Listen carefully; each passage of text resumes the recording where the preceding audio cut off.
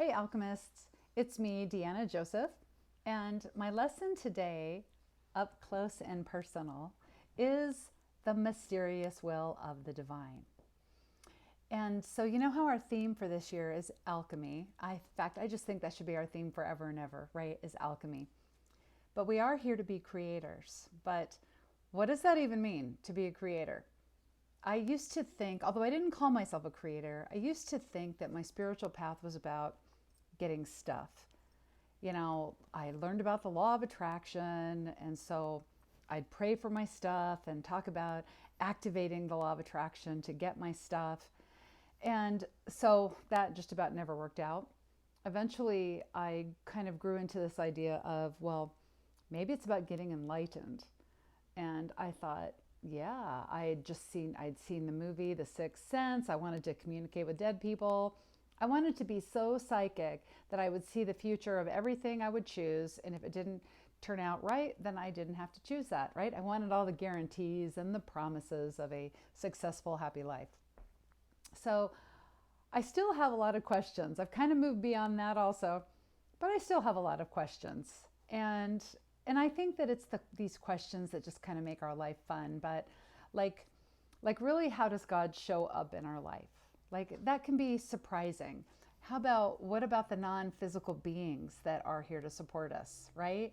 Are they light messengers, angels, guides? How about this one? This is one I do ask a lot. Am I being truly guided? Or is it my imagination and I'm just getting the guidance I want? Why are only some of my prayers answered, but not all of them? So, welcome to planet Earth, where this is the game of life to discover what it means to be a creator and discover what the mysterious will of the divine really is and how it shows up in our life. So, co creator, co creation, it's a term that's been around a while now, and it does imply that we're creating with the unseen forces, right? We're creating with God, the universe, source, whatever you want to call it. And so co creation is a reality, but it may not be the same reality that our soul is living in. Okay, so our soul maybe has a different idea for how life should be. So on our end, it might be that when we are co creating, we might think we're doing pretty good, but then like something happens, something comes up. Like we have the difficult experiences anyway, right? Or terrible things happen. And so that's what I want to talk about is co-creation, but as a spiritual practice to unwrap the mysterious will of the divine in our lives. And so, the third unity principle is we create our experiences through our way of thinking and acting. But sometimes when we are creating these experiences, we might think, well, I was doing my affirmations and I've been praying and I have a gratitude practice and I'm of service and I show up with love and compassion. But then these bad things happened. I got sick anyway. I lost my job, or my partnership with somebody, fell apart. So being a co-creator does not mean that we're controlling everything in our life. Okay, being a co-creator, we're creating our experience of whatever is going on in our life. But we're not necessarily creating what's going on in our life, right? We know that there's so many things that happen in our environment. There's so many conditions in life. And maybe we have a small hand in some of them, but we cannot control most everything. We cannot control most everything.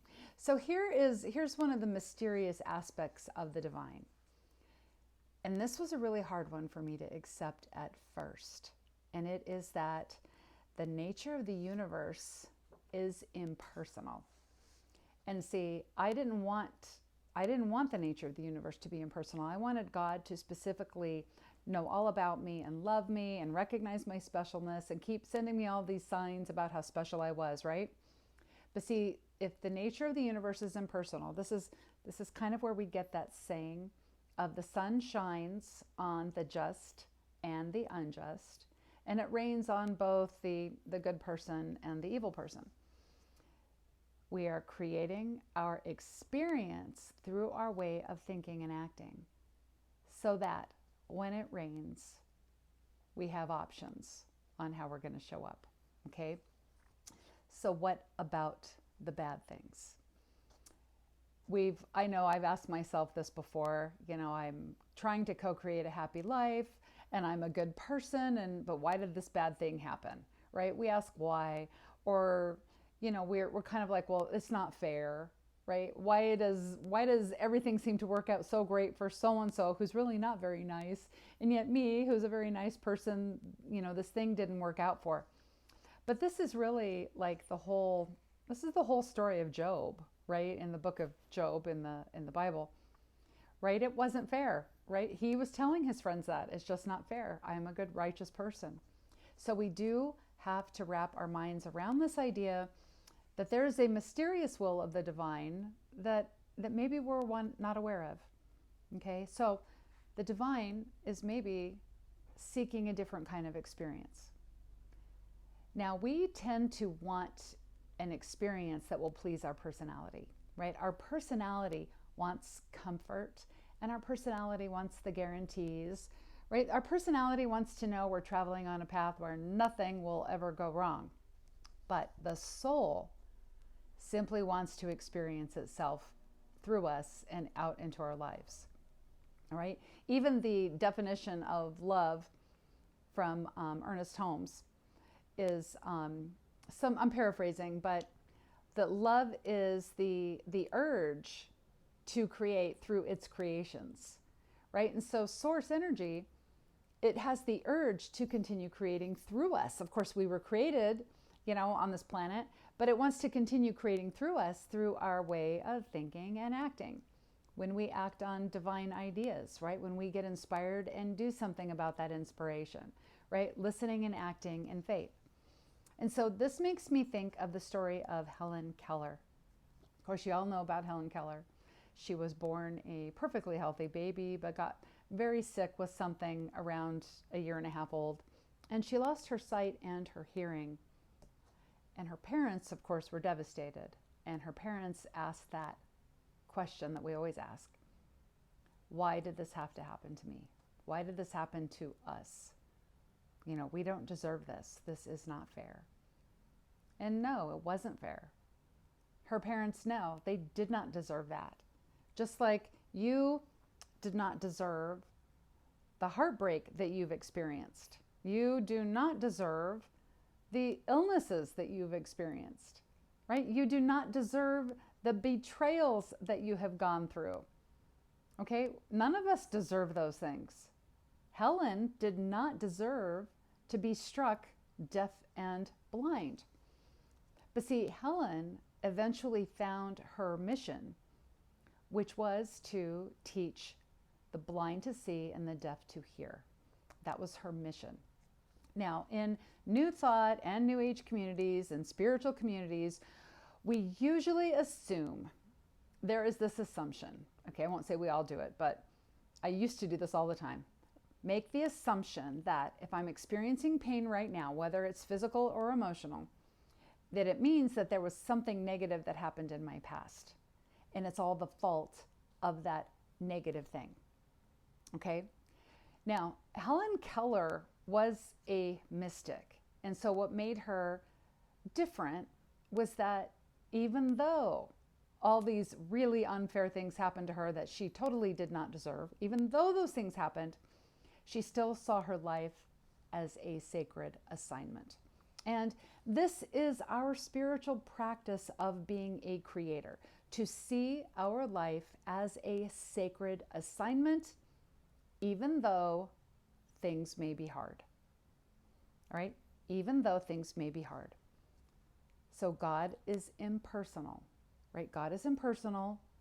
God, the universe, whatever you want to call it, it shows up for every single experience, but it's not judging any of those experiences. Okay, it's just showing up. It's there for every experience. Now, here's where it becomes personal. It's our relationship with this energy, right? It's our relationship with God. It's how we show up to our life, right? It is how we show up to the indwelling divinity.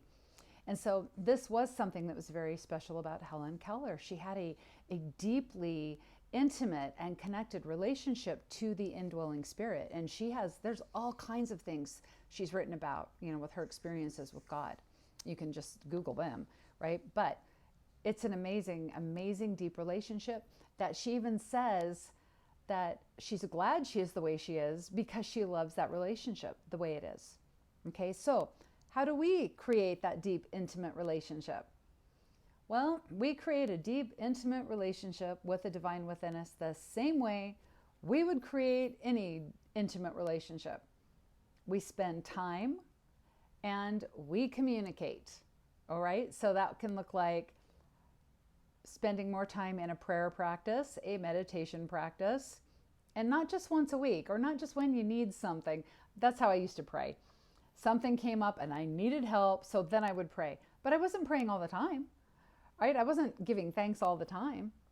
Okay, so we show up and we do this all the time. We pray all the time, we meditate, get into conversations. That's kind of my favorite way to show up. I get into conversations. If I'm alone and I'm driving somewhere, I'm constantly talking to my soul while I'm driving around. Okay, so now here's a challenge. Okay, we're praying, we're meditating, maybe we're asking questions, doing our affirmations, but it can still feel like we're not getting the information we're looking for. We're not getting guidance, right? We're not getting the answer to our prayer. So back in the, say the late 90s, early 2000s, I was taking all kinds of these new agey classes. I was having a lot of fun.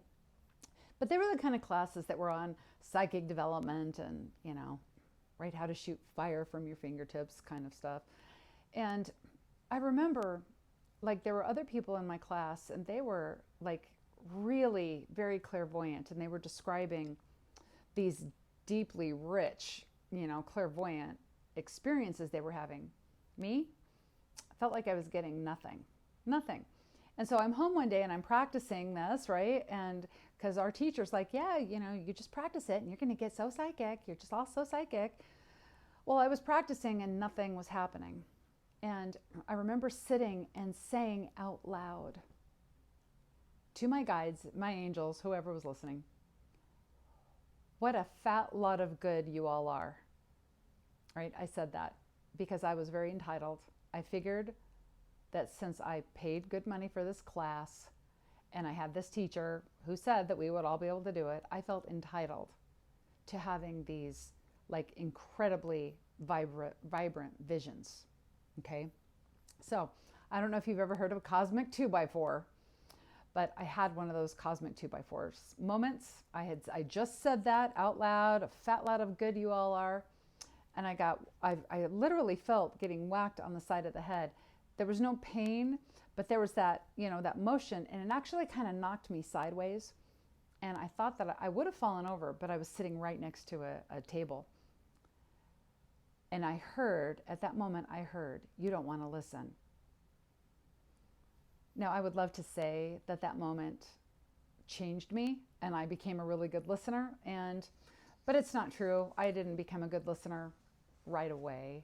I made tiny incremental improvements over these many years. Okay. Now, so this is the thing with prayer. Prayer is instantaneous. It's the minute. We don't even have to actually pray it. It's already known. It's known to the universe. It's known to God. It's known to the angels.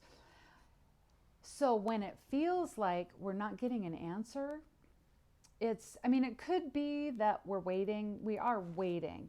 In fact, right now, this moment, I feel like I'm waiting on something that I asked about this morning. I'm waiting. But most of the time, it's going to be if we're not receiving an answer to our prayer, it's going to be because, number one, we did get an answer, but it's not the answer we wanted. Okay, for example, if you asked your guides at the beginning of this year, what could I do to be more healthy? And you heard, exercise. Okay, did you go do that? Right? I know I went for years. I was like, what can I do to be more healthy? Exercise. No, something easier. What can I do to be more healthy? Give up sugar and flour. No, not going to do it. Not going to do it. Okay? So sometimes, we're getting an answer, but it's not the answer we want. Okay? Sometimes we pray about something we know we want to do, and we're asking if it's the right thing to do, and we don't feel like we get an answer. But really what we're getting is, or what we're not getting that we want, is a guarantee. All right? I just feel like I should quit my job. Should I quit my job? If I quit my job, will I be successful in my home business? And you don't get a yes. So it's like, oh, I guess I'm just not meant to do that. But see, because of the impersonal nature of the universe, the success of that home business, it doesn't matter. Either way, you're getting an experience, okay? So we're not going to get the guarantees. Or say that we pray for guidance on something and we get direction, but it doesn't make any sense to do that. In fact, 7 years ago, I got direction on this next thing to do when I was asking for clarity, and I was just saying, I feel stuck. I don't know what the next thing to do is. And I was given clarity on the next thing to do, but it didn't make any sense to me. But because I followed that step, it led to the next thing, and it led to the next thing. And I can see now, 7 years later, that first step was a very big, impactful step. But at the time, it did not make any sense. I just am glad I did act on it. Okay, so we didn't get the answer we wanted.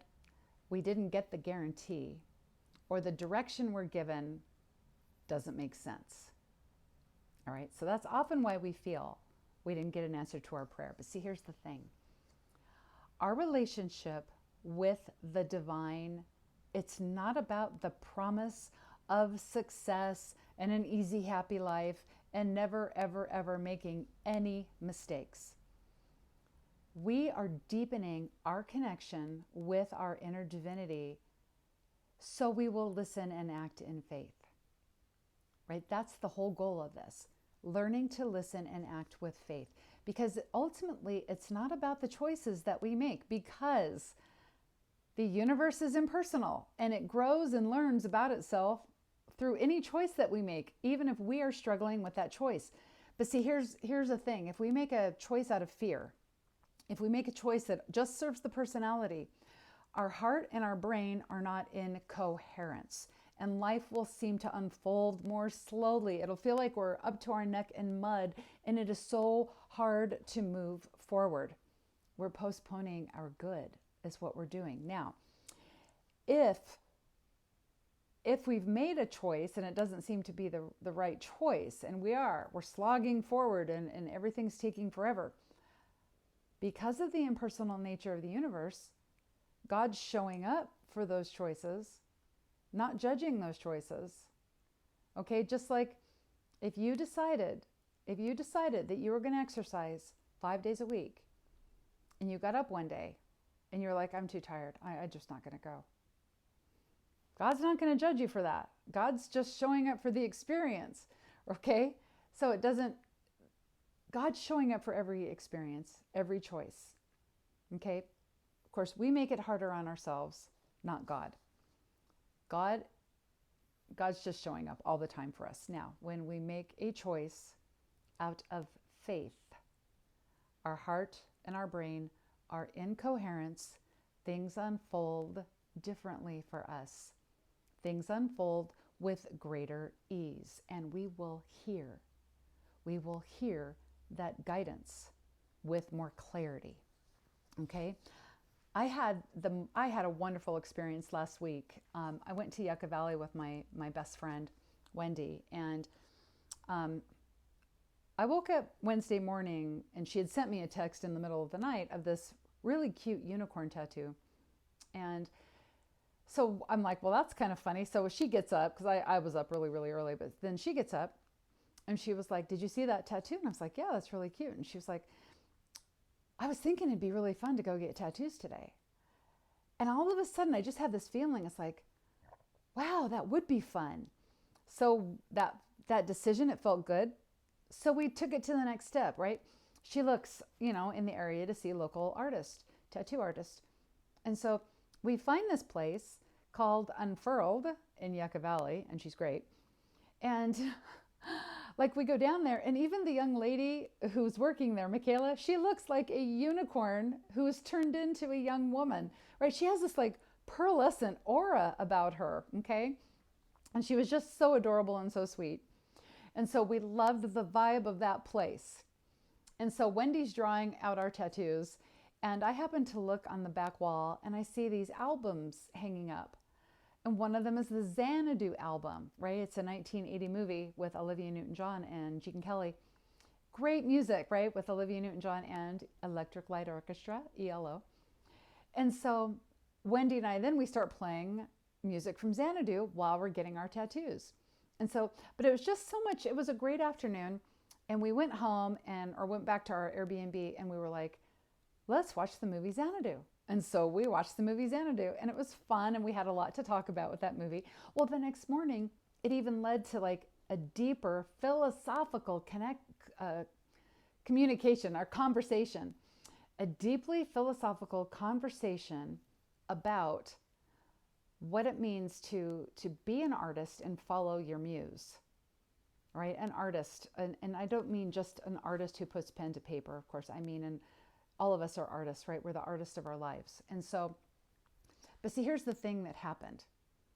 It started with Wendy getting inspired to look at these tattoos. And then every new thing, we had a good feeling, and so we followed the vibe.